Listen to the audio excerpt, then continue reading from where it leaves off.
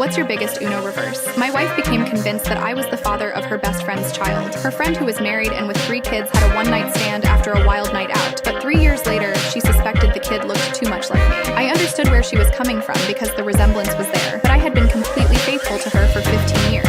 She couldn't shake the suspicion, though, and without waiting for proof, she filed for divorce. She ruined my relationship with our kids, my reputation, and turned my life upside down. The divorce got finalized before we even get the results. Months later, the DNA test came back, and I wasn't the father. However, the test showed I shared about 25% of DNA with the child, which made no sense. That's when we found out that my dad was the father. She didn't get pregnant after a wild night out. She had a relationship with my dad. My wife, already angry, went on to blow up my family even more by telling my mom. My parents, who had been married for 30 years, ended up divorcing because it turns out my dad had fathered multiple children over the past few decades. I soon discovered I had 20 other siblings I'd never known about. After all that chaos, I found out one of our kids is also my father.